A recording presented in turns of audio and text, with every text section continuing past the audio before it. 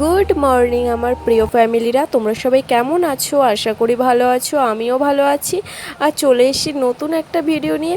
তো আজকে আমার চ্যানেলে তোমাদেরকে সবাইকে অনেক অনেক ওয়েলকাম, অনেক অনেক ভালোবাসা জানিয়ে আজকের ভিডিওটি শুরু করছি। তো আজকে অনেক মোছামুছি, অনেক কিছু কাজবাজ আছে, কারণ মাম্মামের জানো তো, তোমরা তো কেউই বলতে পারলে না কি হয়েছে। তো ওষুধেও কাজ হচ্ছে না, তারপর অনেকে বললো যে হাম উঠেছে।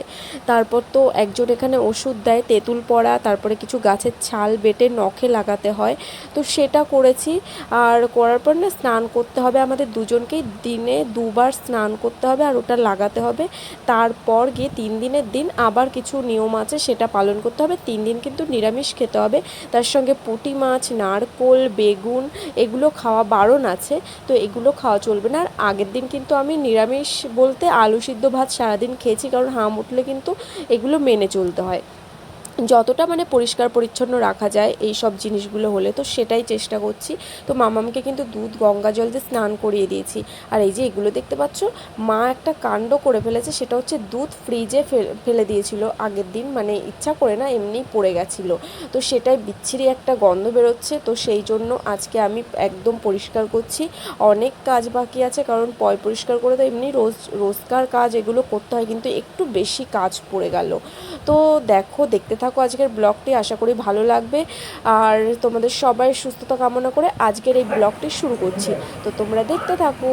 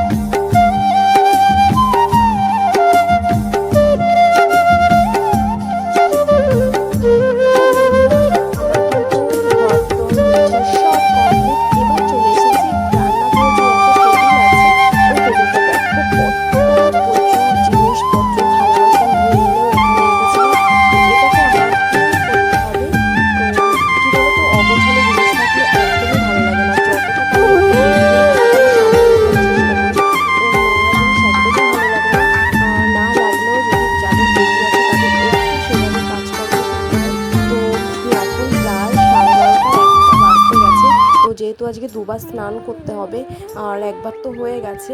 আর দেখো আমি কিন্তু আমার টেবিলটা, মানে এটা খাই না অবশ্য, কিন্তু অনেক ধরনের জিনিসপত্র থাকে, তো এটা আমি ক্লিন করে নিলাম। আর আজকে জানো তো, তেঁতুলগুলোকে ভাবছি রোদ্রে দিতে হবে। হচ্ছে এগুলো সেই পড়ে আছে তোমাদের, সেই আমি মহারাষ্ট্র থেকে নিয়ে এসেছি, যেখানে আমি থাকি, মানে আমার বাড়িই বলতে পারো, যতই ওটা আমার ভাড়া বাড়ি হোক না কেন, ওটাই আমার বাড়ি। তো সেই বাড়ি থেকে নিয়ে এসেছিলাম। যেই মানে যাদের বাড়িতে থাকি তাদের ওখানে তো তেঁতুল গাছের অভাব নেই, নিচে বাবা কত তেঁতুল পড়ে থাকে, তোমাদের দেখলে জানো তো আমার তো লোভ লাগে খুব, মানে যতটা খাই না ততটা মানে দেখতে খুব ভালো লাগে, মানে কি বলবো। তো দেখো, অনেক ঝামেলার জন্য এই তেঁতুলগুলোকেও আর বের করা হয়নি। এগুলোকে ভাবছি দুটো রোদ দেবো, দেওয়ার পর কিছু একটা করব, কিছুটা এমনি রেখে দেবো আর কিছুটা আচার বানাতে হবে, আচার বানিয়ে রাখবো।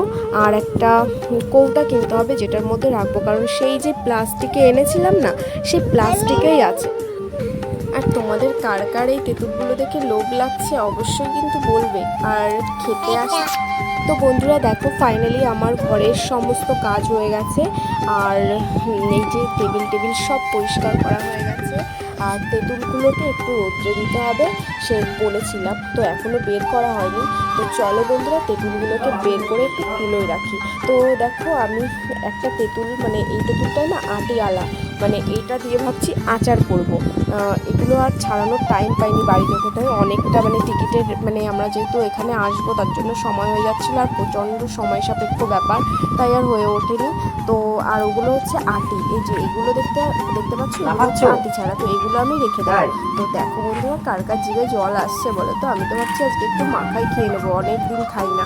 উফ, গন্ধটা যা বেরিয়েছে না। আর তারপর জানো তো বন্ধুরা, আজকে চলে এসেছি একটা জায়গায়, আমাদের বাড়ির পেছনে যেই বাগান আছে সেখানে। দেখো তো কি করছি বন্ধুরা, বুঝতে কি পারছো? এটা হচ্ছে ঠিক আমরা যেমন ছোটোবেলায় করতাম, তোমরাও কি এরকম করতে? যখনই মনে হতো তখনই কিন্তু বান্ধবীরা মিলে চলে আসতাম একটা ফাঁকা বনে বা ফাঁকা বাগানের মধ্যে, যেখানে টুক করে একটা গর্ত খুঁজে 3টে ইট ফিট পাতিয়ে উনুন করে নিতাম। আর সবার বাড়ি থেকে চাল, আলু, তেল, হলুদ এগুলো নিয়ে আসতাম। আর বেশিরভাগই হতো ডিম দিয়ে বনভোজন, যেটা মানে আমরা তো তখন ছোট ছিলাম না, অতটা টাকা থাকতো না সব সময়, তাই ডিমটাই আমাদের জন্য ঠিক। আর তখন তো আরও কম দামে ডিম পাওয়া যেত, 2 টাকা 3 টাকায় মানে একটা ডিম পেতাম। তো সেটা দিয়ে আমরা চড়ুই ভাতি করতাম। বন্ধুরা আমার ফিলিংসটা ঠিক সেই রকমই হচ্ছে। তো আমিও তোমাদের জন্য একটা নিয়ে চলে আসবো সামনে। এখানে আমি মাঝে মাঝে একটু রান্না বান্না করবো, স্পেশাল রান্না, যেগুলো আমি তোমাদের সাথে শেয়ার করব। দেখো আমি লেপে টেপে খুব সুন্দর করে রেখেছি। আর আমার ব্যাকগ্রাউন্ডটা খুব সুন্দর, ওই পাশটায় বাগান, চারিদিকে সবুজ সবুজ, মাঝখানে এখানে আমি একটা ছোট্ট করে ফেলেছি একটা সেই ছোট্টবেলার মতো। তো তোমাদের কেমন লেগেছে অবশ্যই কিন্তু জানাবে। আর আমি মাঝে মাঝে অনেক রেসিপি নিয়ে চলে আসবো।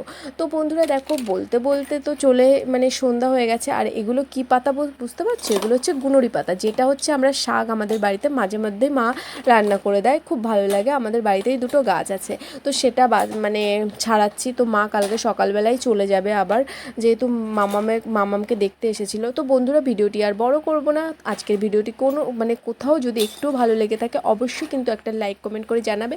আর যারা আমার চ্যানেলের নতুন সদস্য তারা চ্যানেলটিকে সাবস্ক্রাইব করে আমার পাশে থাকো। আর যারা করেছে তাদের অনেক ধন্যবাদ। তো আজকের মতো এখানেই আমি বিদায় নিচ্ছি, চলে আসবো কোনো নেক্সট সুন্দর একটি ভিডিও নিয়ে। ততক্ষণ তোমরা ভালো থেকো, সুস্থ থেকো, সাবধানে থেকো, আর আমার নতুন একটি ভিডিওর অপেক্ষায় থেকো। টাটা।